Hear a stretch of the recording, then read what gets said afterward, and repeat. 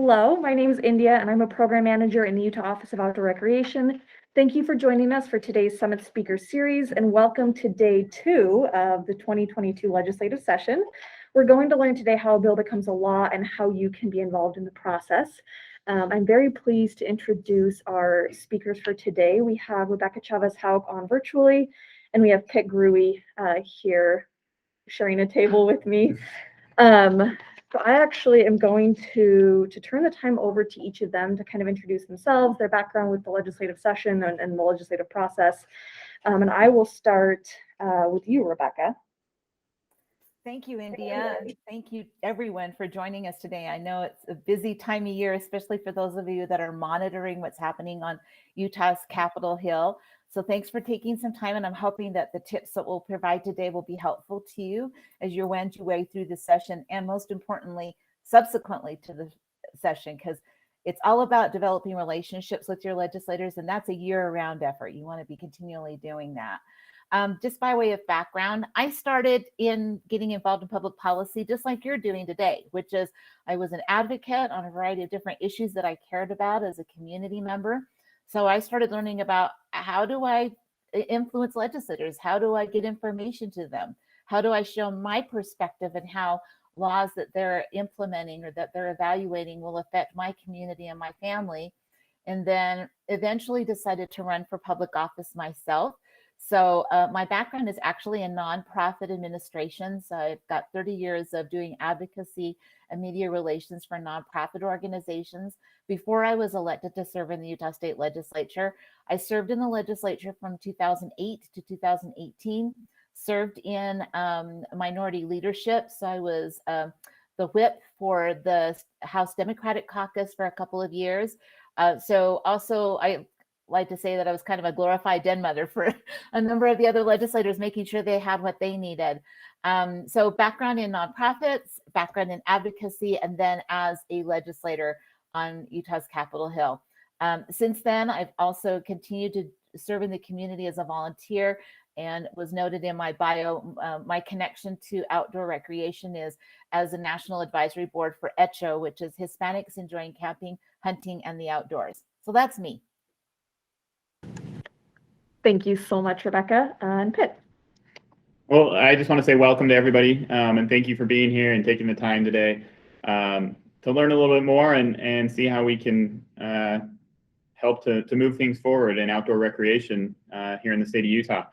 My background is a lot different than Rebecca's, and in the sense that I am pretty new to the public policy side of things, at least in a professional standpoint. Born and raised here in Utah, I grew up active in the outdoor recreation scene and working in the outdoor recreation industry. And as we all know, many people within the outdoor recreation industry are very passionate about our public policies how it applies to our public lands and our access and everything else that comes along with that. So getting involved in that a little bit while working in the industry. And then just about 2 years ago, I took this position here in the Office of Outdoor Recreation and was quickly thrown into a fast cycle of learning the process here and getting to know legislators and learning how things work and everything else. And last year's session was a whirlwind for me, learning a lot and getting experience there.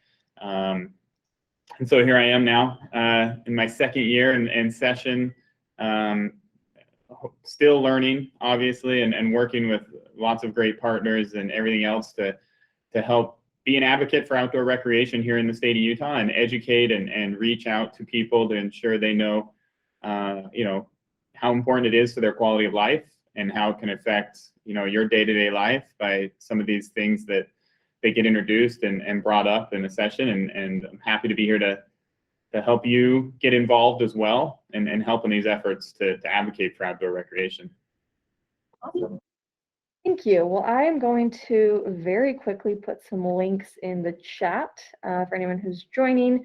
And with that kind of as a list of resources that I'll be sure to send out after as well, I want to ask our speakers describe how a bill becomes a law. And either of you can jump into this, and let's start with the more technical side of it. Rebecca, you get to answer this first.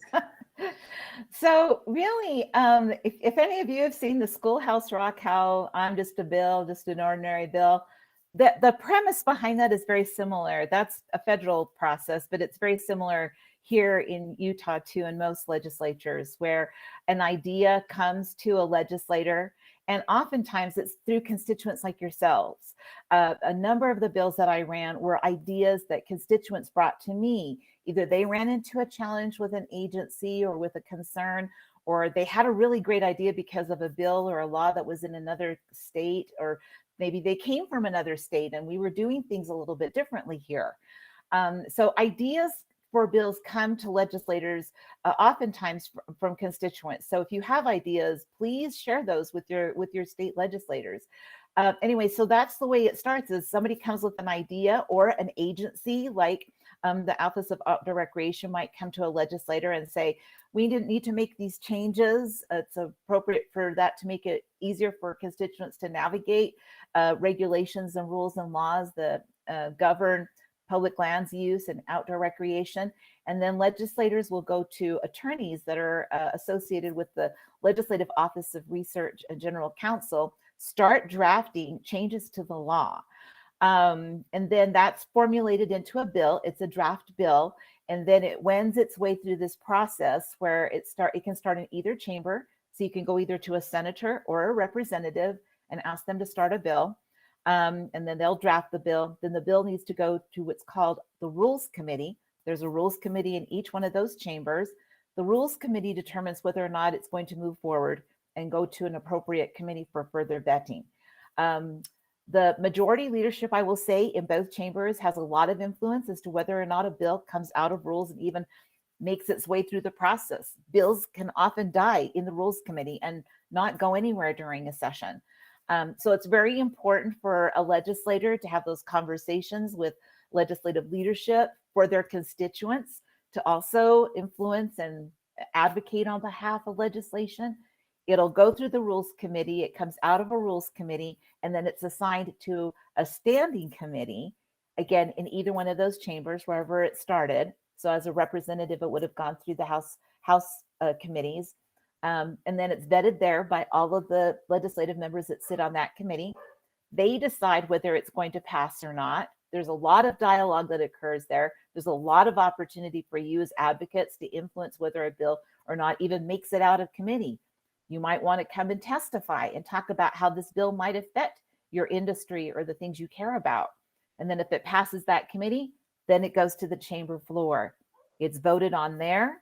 And then the whole process starts again in the second chamber. So it can start either in the House or the Senate. And there's plenty of opportunities for it to die or to continue to move forward based on how well it's advocated for on behalf of by constituents like yourself. So that's it in a nutshell. Yeah, I think Rebecca explained that very well, the process of that. And so just to give a perspective from a state agency or a state office of how that affects us and our side of things, in that process, when an idea comes up and a legislator files or opens a bill file, which is basically putting in an idea saying, I want to run a bill on this topic. Usually then at that time, our favorite legislators, I should say, reach out to our office if it would affect our day-to-day office and say, hey, how would this affect you if I had this idea and I wanted to run it? Or, what do you think about this? How does it affect your existing programs or plans that you have or your strategy? And it may touch multiple agencies, right? And so they'd have to reach out to each of those agencies. So from the state side, we like to see that and we can give good feedback. Again, we're not going to advocate either way, because if it's an idea that a constituent wants or things like that, we want to make sure it goes through the proper process of the legislature and everything that Rebecca mentioned. But we can help to guide and say, this is why it's beneficial for us, or this is where we think it could be beneficial, or where we could make some adjustments, or where we would make some suggestions. From then, once the bill is public, we get to look at it again in the fiscal, and if it affects our office, right, in the fiscal side of things. So the fiscal analyst will send it to us and say, all right, give a fiscal note on this and tell me what it's going to cost to implement this bill, right? If it's changing a position or if it's changing a program, how much would that cost to run? And we get to do that. So then that's attached to the bill before it goes to committee and everything else. So when legislators look at it, they know, all right, here's what the change would do, and this is what it would cost to do it, essentially. And so that's where the state's involved. And then from there, again, depending on the bill and things like that, the legislator or the committee, the standing committee that it's in, may call us and say, we're putting this before committee. Would you mind coming and answering some questions in front of the committee on this day, right? And we get about a 24-hour to 48-hour notice on that usually. So hence, it's really hard to plan ski days during the legislative session for me. But keep a suit in the car next to your skis, and you can put a suit on and go to the hill when you need to, and get back to skiing when you need to. But the reality is that, again, we have an opportunity to speak on how it would affect our day-to-day operations for good or for bad, and help the committee to understand that again. Because really, and I'll add this, and maybe this will come up a little bit later, legislators are dealing with all types of different topics, and they really rely on the agencies or interest groups or advocacy to be the subject matter experts to help them to understand the problem better and make the best decision based off of that problem, or that they're trying to solve, or a solution that they're trying to find. So if you are asked, or we are asked, it really is an honor for us to be able to give some feedback and exercise our expertise in recreation, or whatever it applies to whatever agency they're asking, to give constructive, good support, feedback to the bill so that they can make the best decisions possible. Thank you. Thank you, both of you. India, if I could just add one more thing, a lot of folks don't realize that the legislature does policy, which are bills, laws that govern the things that we do, but they also have to pass a budget every year within that legislative session. They only have the 45 days to be able to do that. So there are other things that happen at the same time that bills are being considered and passed, and that is that the budget is being evaluated. And so there's two opportunities for you to weigh in. If there's an appropriation, for example, if an agency wants to add a new staff or a new program, they're going to more likely than not vet that through the appropriations process, which is a whole other committee process.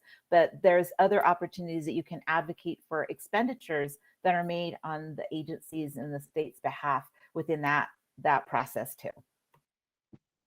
Thank you so much. That's super important to note. And I'll kind of highlight a few things that both of you just said. First of all, it can be a lot of information, especially if you're new to the process. But le.utah.gov, it's one of the first links that's in the chat. It's the legislature's website. It can really kind of help break all of this down. You can watch the committees that were mentioned. You can watch floor time. You can participate virtually in committees, all kinds of things. So use le.utah.gov if you haven't before. Click through a few things, and really in my experience, it seems really daunting until you just jump into the process, and then it all kind of makes sense, which I know isn't always the most fun advice. And then to highlight another thing that both Rebecca and Pitt mentioned were committees and bills going through committees, and that is, again, just to highlight the part where you can really be involved and actually give public testimony and things like that as a member of the public on behalf of your organization, things like that. So that can be a great way to give some input, or just listen and hear what kind of concerns or things that are being raised. And let me add, committees really, like India says, they really are the point where you can make comments, but they also are a really important decision-making point in this, because once a bill passes through a committee, if the committee is favorable, there's a very good chance that on the floor it will whiz right through, right? If the committee says, we like this bill, it's good. So watching a bill get to a committee and go through the committee really is probably one of the most key aspects of this from the public standpoint, or concerned citizens, to make sure your input is heard, or you have an opportunity for input at that point. Because again, once the committee gives its thumbs up or approval on things, a lot of times then it does great on the floor. Again, and it then has to switch chambers and do it all over again. So you have another chance in another committee, and once it switches chambers. But be aware of. That's a really key point to watch. Yeah, thank you. And Rebecca, I know you've got some slides. So I want to turn it over to you for just a moment to really kind of dive in a little bit more deeply to what we've been talking about. How does someone get involved? How does somebody work with their legislators? All of the above. And do you want me to pull up your slides? Is that easier? Oh, I'm sorry. I can't hear you. It would be fantastic if you would do that, because I'm sometimes not very technically oriented. Thanks, India. I appreciate that.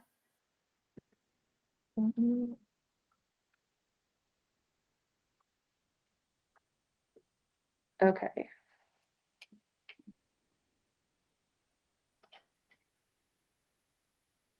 I'm getting them up. Okay. So while India is doing that, I want you to think about an issue that you care about. It doesn't even need to be about the outdoors. It's just something that you care about. It can be education. It can be the outdoors. It can be public lands. It can be regulation and rules related to public lands management and use. And think about the expertise that you bring to the table.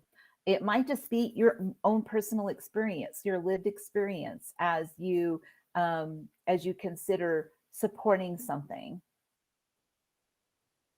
Are we there, India? Sorry, I'm using a pretty new computer. I'm going to forward him to Pat to get him to share those quickly. Okay, that sounds good. So while she's doing that, I'm going to share some numbers with you. And I have a slide with those numbers, but if you have a piece of paper, you can also kind of just jot these numbers down. So the first number I'm going to give you is 112,000. 112,000. The second number I'm going to share with you is 43,000. The next number is 1,100. And the one after that is 500.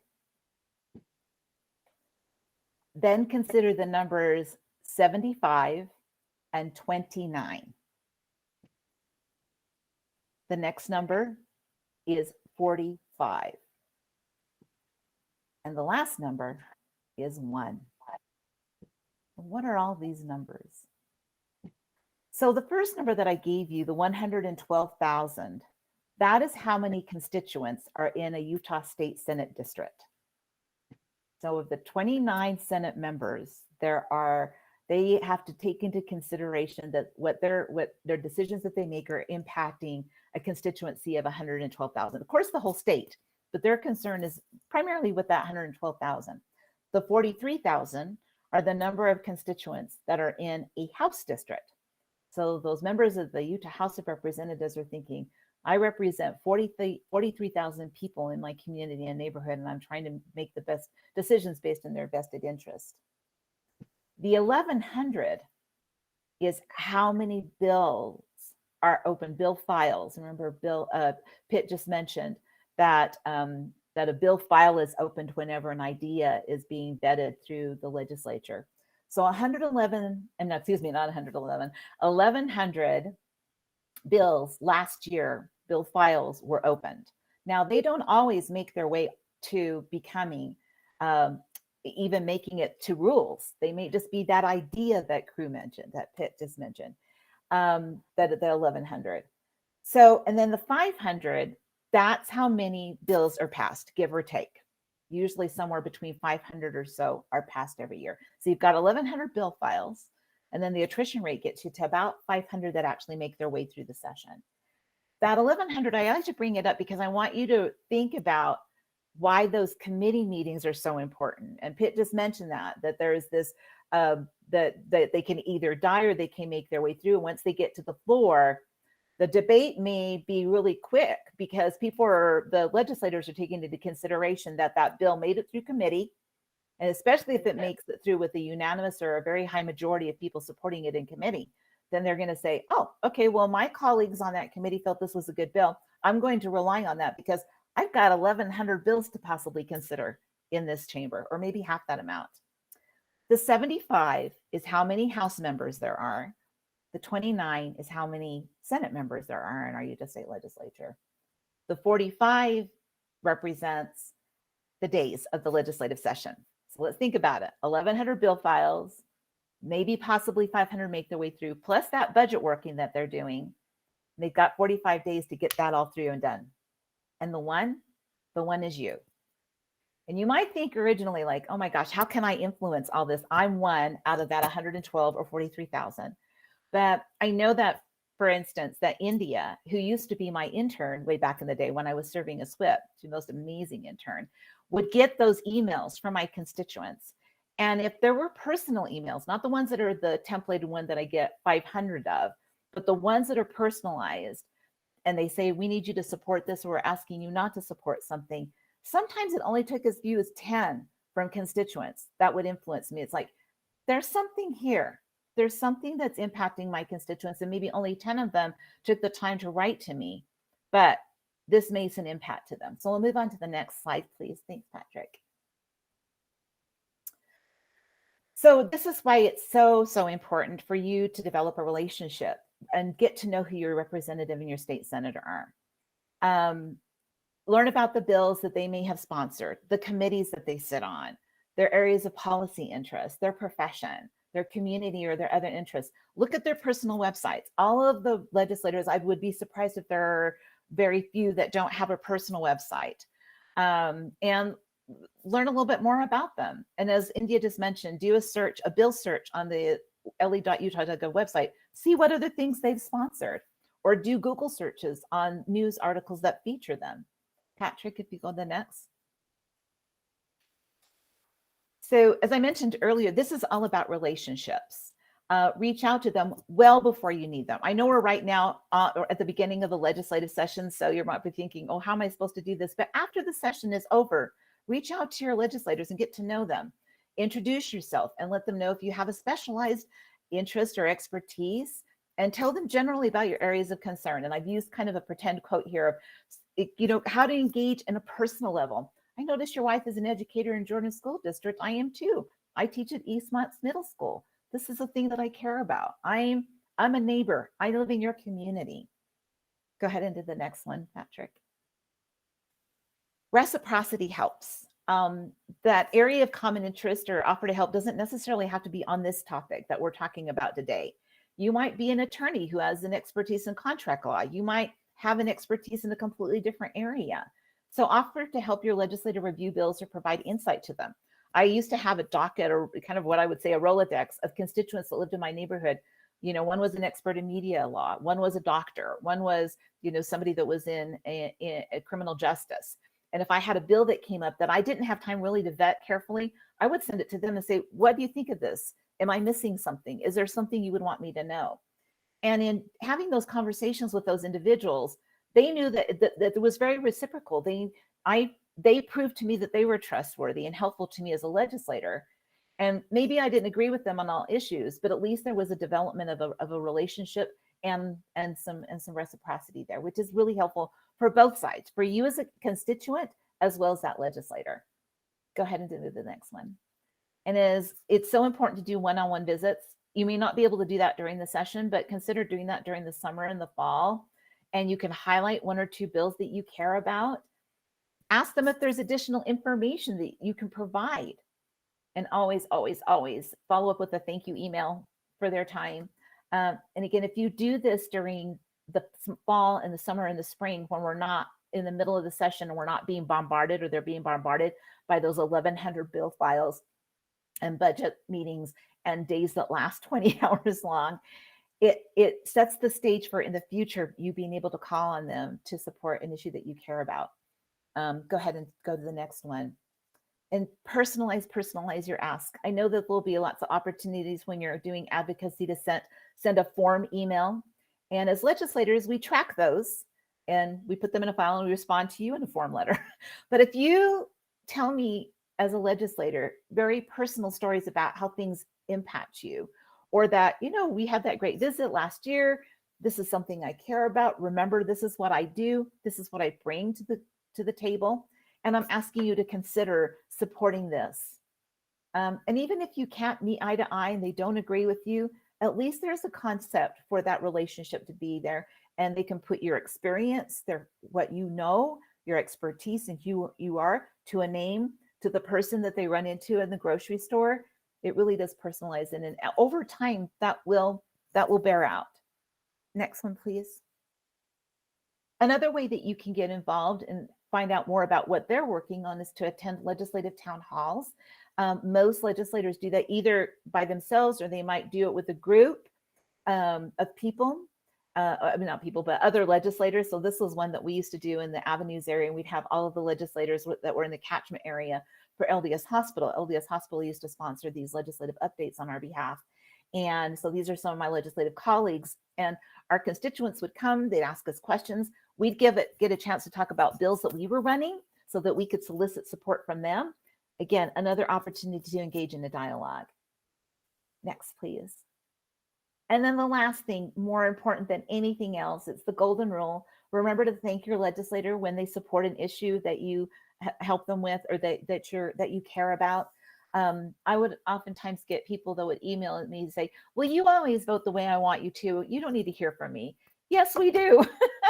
Yes, we do, as legislators, because it's, you may have a really bad day. You got your bill killed and you think everything is going upside down. And to hear from a constituent that just says, hey, thank you for doing a good job, or thank you for supporting us on this other issue. We really appreciate it. It can mean a lot. It is part of that, cultivating a relationship with your legislators. And this photo is actually of thank you notes that I got from constituents over the years, and I've kept them. They've meant a lot to me. So that's just kind of setting the stage for continuing to be in conversation with your legislator. Thanks, Leah. Thanks, Patrick. Yeah, thank you, Patrick. Thanks for bearing with the tech on that one, everyone, too. Rebecca, thanks so much. Those are a lot of really excellent points about everything from start to end with dealing with legislators, because at the end of the day, legislators are people, they are our neighbors, all of that. So that's actually kind of, it cues up my next question really well. I do want a lot of time for Q&A, so I've really got kind of one question left for our two speakers, and the rest of it's going to be for Q&A. So feel free, anyone, start putting questions in the chat. But my last question really for the two of you, and Pitt, I'll turn it over to you for the first answer, is what are one or two recommendations to enjoy session?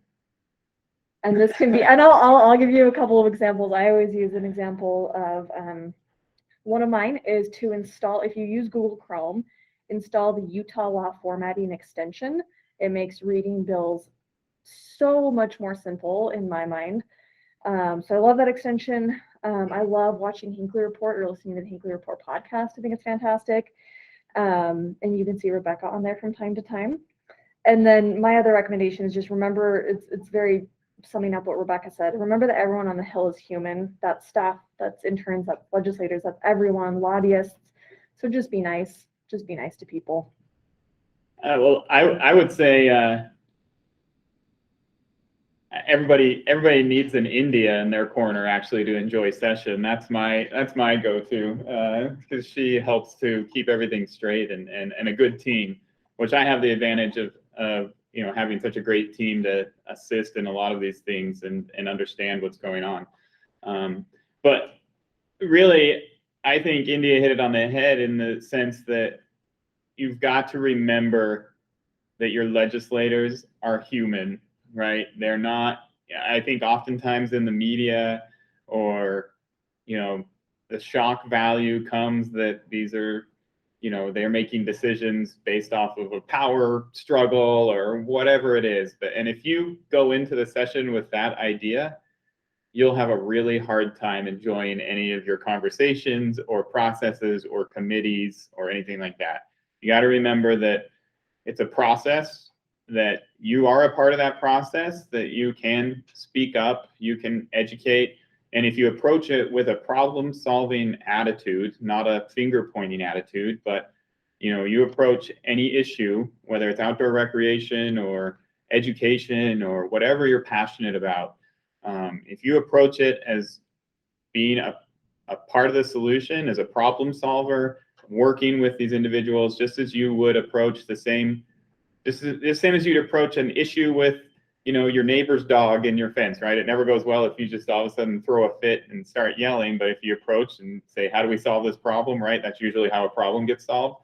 You've got to have that same approach with the legislature, and you'll enjoy the process much more than if you're going at, pointing fingers and trying to pass blame or saying you're not doing it right or whatever it is that, that'll quickly burn you out during the session, because there's a lot of things that could be frustrating if you approach it that way.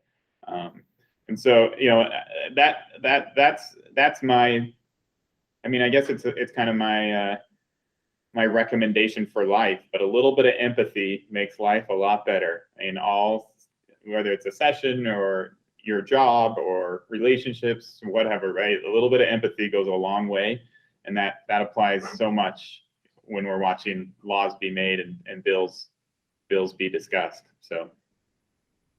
And I would just add, all of that is so true. And just remember that we do have a part-time legislature. There are some states where the legislature, that's their job. But our part-time legislators, they've got their job, they've got their profession or things that they've done, and they do on a daily basis. And then they do this as a side hustle, really busy side hustle that can really be quite consuming. So just know that. Unlike Congress, the legislators, we have interns, but usually just only during the legislative session. So we're doing our own work. We're answering our own emails. We're vetting ideas for bills, all of those kinds of things. And that's why I always encourage people to have those conversations during the spring, summer, and fall when they're not in session. And that way you can really kind of do a deep dive as to why you might want to support something or want to inform or educate them on an issue. And so it's important to be in conversation all during those times and just understand the context of what they're able to do and kind of all of the pressures that they might be dealing with. I noticed there's a couple of questions. Can we just go ahead and jump on those, India? Yeah, that's perfect. And then we'll kind of, if we go back and forth between virtual questions, and then I'll open it up to the in-person audience. Let's go ahead and start with the first one in the chat. Yep. Let me, I got to pull that one up there a little bit. And it's been moving along. Okay, here we go. Okay, this is the one I wanted to reach on this one, directly out to legislators other than your own. If it's a topic, so for example, if there's an issue that's coming before their committee, yes, you can do that. I will say for the most part, legislators will prioritize emails and concerns of their constituents first and foremost. So just know that. And that's why it's also very important for you to develop a relationship with legislators, even if they're not your own, if you're a content expert.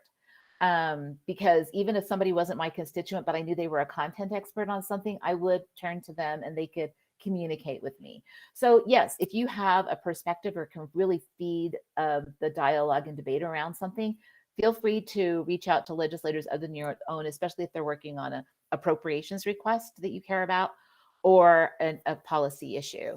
And then about advocating, okay, and that similar type of thing, advocating on an issue where we aren't a constituent in the district. Yeah, it's important to still share that perspective, and they may not always respond to you, but their interns are tracking those emails. If it's a personal email and not something that's templated, I would really try to respond to every single one of my constituents that sent me an email. Even if it was just, thanks, got the message, appreciate your point. This is where I'm going to be voting on this issue. And that's also why it's great if you can to go to those town hall meetings or attend the town hall meetings, because if they're not responding to you and you show up at the town hall meeting, you say, hi, I've sent you a couple emails and just kind of wondered how you feel about this particular issue. That when they're kind of there in person or even in person virtually, that can make a difference. So that might be another way of doing that. And I would just keep reaching out because it is kind of overwhelming. We used to get hundreds of emails a day. I'd like to turn it to the in-person audience, questions from anyone in the room.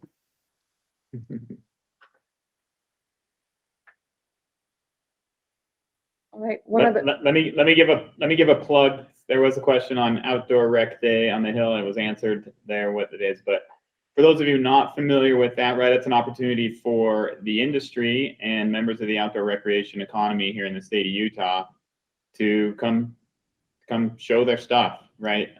Whether it's you're an advocacy group or a business or whatever it is, to come and have an opportunity to catch legislators as they walk by, or come give them an opportunity to see your gear or your program, whatever it is. So yeah, details, we'll send out emails and details on that for anybody who wants to participate. You don't have to be a booth space. You can just come be a member of the public and hang out for the day. And I think it's a great way to show a little bit of unity and for the industry to show up and just say, hey, we support this. We're part of Utah and we want to be part of conversations moving forward. So if you have time and desire, it's a good place to get started. Well said. We have a question in here. Okay. What was that date again? February 11th.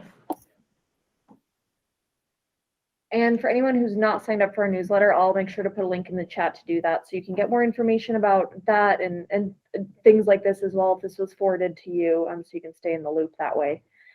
I have an idea too, India, that I would want to share. Sometimes I would be contacted not by my constituent, but a friend of a constituent. So sometimes if you're trying to reach out to a legislator and you have someone who is a constituent of theirs, sometimes just having them act as that mode of introduction it can help because I trust my constituent, I have a relationship with them, and they'll say, hey, I've got this person that's working on this issue, they'd love to chat with you about it, can we come talk to you about it? So having someone go with you, that might be a constituent, is another way of dealing with it. And then Dr. Carter mentioned about advocating, reaching out to support low odds policy issues. There were times where I would be contacted during the summer on an issue that maybe it wasn't my forte, but I'm kind of a policy wonk. And they would say, hey, I just published this white paper, or I just did this article on XYZ. And I thought it might be of interest to you since you serve on, government operations committee. Could we take some time and I can kind of go over the paper with you and my findings? Because it's data kind of driving the discussion of this is what my findings were. I did this really great research based on this problem that I identified, and I'd love to share it with you because I know that when I'm looking at some policy that you've passed in the past or bills that you've run in the past, you seem to have an interest in this particular topic. It's great new info, and I'd love to share it with you. So that's another way to kind of open the door to engage with legislators, is to bring them information that might help them with bills or ideas or policy directives that they care about too. So that's another idea. That's excellent, thank you. And we got another question about days on the Hill. And Rebecca, I think this will be excellent from your perspective as a legislator, former legislator. I've heard days on the Hill aren't effective, but would love to hear what your perspective is on that. They are one tool in the toolbox. And that's why I put such an emphasis on developing a relationship with the legislator in advance and keeping that going. I think that days on the Hill are effective. It's kind of hard right now because of COVID, but back in the olden days when we could all get together and there were crowds of people waiting outside in the lobby and you didn't worry about viruses and stuff. But, I would still continue to participate where you feel comfortable doing that. I think they're very important because they complement the other discussions you might be having. So if you're in conversation with a legislator during the interim, which is the spring, summer, and fall, and then you show up on Day on the Hill day, they're making a connection. So I would oftentimes, if I was able to get off the floor, if I got a note from a constituent who was there on a Day on the Hill, who said, hi, I'm the person that you met last September and we were talking about this issue and I'm out here, then I would really try to go out there and say hi and visit with them for a minute. So it's part of a whole strategy of how to be in conversation with your legislator. Yeah, if you just show up on Day on the Hill and go and then disappear and then never hear from you again, it's less likely for it to be effective. But if you use it as part and parcel of other things that you're doing, that's what's important. And let me add to that. The same thing goes from our perspective of it depends on what you're bringing to the table on the Day of the Hill, right? And so it is an opportunity for you to make a little bit of a splash. Obviously, you can't do anything too crazy within the rotunda of the Capitol, but word gets around of like, oh, have you checked out that cool thing that's, that booth out there or that table out there? Like, go talk to them. So in combination of, doing the legwork prior to and saying, basically you're showing up at the doorstep of the legislators. And, if you've made a relationship or a contact before that said, if you'd like to meet in person, I'll be at your place of work tomorrow, or on this day. So come out and say hi. Makes it really easy for them to do that. And then while you're there, you know, if you have a table or some kind of presentation or something as part of it, you know, use your best marketing skills to make sure that it's attractive, to make sure that it's going to catch somebody's eye. And that's where it can be effective to then make new contacts or to start a relationship with a potential legislator that wasn't on your radar, right? You might meet somebody from Central or Southern Utah, maybe not in your district, but be able to start a relationship there, start to have conversations, and then go on from there. Again, as part of your larger strategy. Right? I would add to that about everybody has different learning styles. Like I'm a visual learner. So if somebody hands me something that I can look at a pie chart and data and things like that, I love that. Explaining things to me, sometimes it goes over my head. Storytelling might be something that resonates with a legislator. Or if they're kinesthetic learners, they like to experience things, bring them on a field trip, invite them during the summer and the fall, come test out some of your equipment or do things with your group, because that will really reinforce for them what it is that you're doing and why what you're asking for connects to your constituency. So I say tackle it on all fronts. Send them the information so that's something they can look at, refer to, invite them on a field trip on during the interim. And speaking about interim, so the interim period of the legislative year is oftentimes where ideas are vetted before the next legislative session. The legislature does meet once a month from May through November to look at bill ideas. And sometimes they will pass out what are called committee bills. They'll take a look at the ideas, the policy. They'll pass the bill during those interim committee meetings. And then those bills, once they go to the session the next year, they just fly right through. So keep an eye on what's happening during the interim. Take a look at those interim agenda items and use those as opportunities to engage with your legislator too. Excellent, thank you. Another question just came in, and then I'll turn it back over to the in-person audience if you want to add any other questions. For both presenters, what do you personally look forward to the most when it comes to the legislative session? What's your favorite part and least favorite part? I'll start with this. You know, I look forward to I look forward to the opportunity to engage with legislators. I know it's hard sometimes when they're extremely busy, and when I say engage, sometimes that is 30-second conversations or a minute phone call, even just a couple text messages. But you know, even those little things make a difference, and I look forward to the opportunity to engage in that way.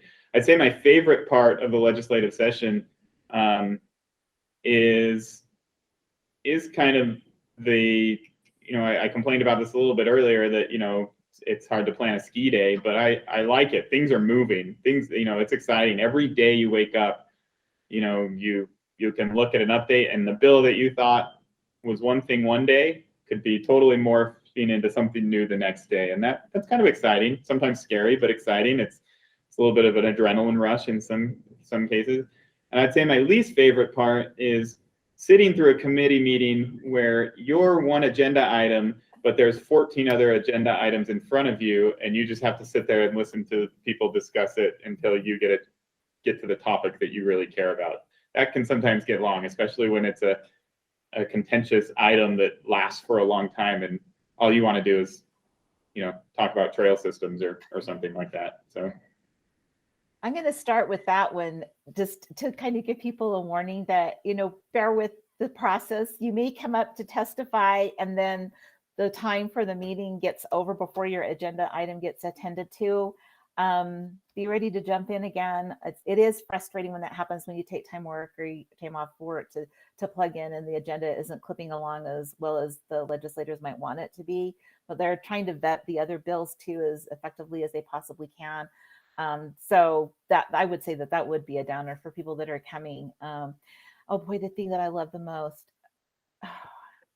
There's so many things. I loved when student constituents would come up to the Hill. I did enjoy having constituents come up to the Hill and come out and talk to me about different things. The thank yous, to be honest with you, I know that sounds really But it is great to have constituents say thank you for doing what you can do. And then, least favorite part, just the long days, and when you work really, really hard and you're trying to represent a perspective and it gets killed. I mean, that's hard, and the long days, and probably my favorite part is the day after session is over. Great perspectives. We got another question in the chat from an in-person attendee. Do you want to address whether written materials given to legislators regarding upcoming bills are effective or not effective? Written materials. I'll go back to what I said earlier about it depends on how legislators absorb their information. I like written information because I'm a visual learner. I have to look and see what this says. Be brief. I love infographics. I find them effective, and I would often have what I called my advocacy binder on my desk, my floor desk, that was tabbed with those different pieces of information. So when the bill came up or the request came up, I could refer to it and say, oh, this is the reason why I'm supporting this, and I could use that piece of information in floor debate if I wanted to too. So I find them helpful. Yeah, so in 2013 legislative session, before I came into this office, I did a one-pager on an office of outdoor recreation, and I created a one-pager for that and passed it out. I just wondered, I mean, it seemed to get great votes, just a few handfuls voted it down, but I wondered whether that was an effective thing to have passed out or not. It depends. It depends on the recipient, but I like the info, but that was me. Okay, good enough. And Yeah. Do we have in person other questions? I don't want to skip over anybody. Let me add one thing, and just reach out. I mentioned earlier kind of our role in the process, right? Not only do we support legislators in giving them information and feedback on potential bills and everything else, but that is also the role of our office to the public as well. Again, we're public servants, so if there's a bill that comes across your radar that you have questions about, like, reach out to us. That's why we're here, right? And we can say this is what we know. We're very careful, obviously, in what we are strongly proponents for, or supporting versus or against or whatnot, because again, we are here to trust the process and let the public help to do this. Unless it's one of our bills that we worked with the legislator to run, then we're pretty much all in for that. But if you have a question about a bill, or you're wondering what bills may affect you, right? If you're concerned about bills in the ski world or the climbing world or the OHV world or whatever, right? You can reach out to our office and we'll give you our list and say, these are bills we're watching. And, you can then update your tracker on le.utah.gov or however you want to keep track of it and know and see who the sponsors are and everything else and do with it what suits your interest and your agenda.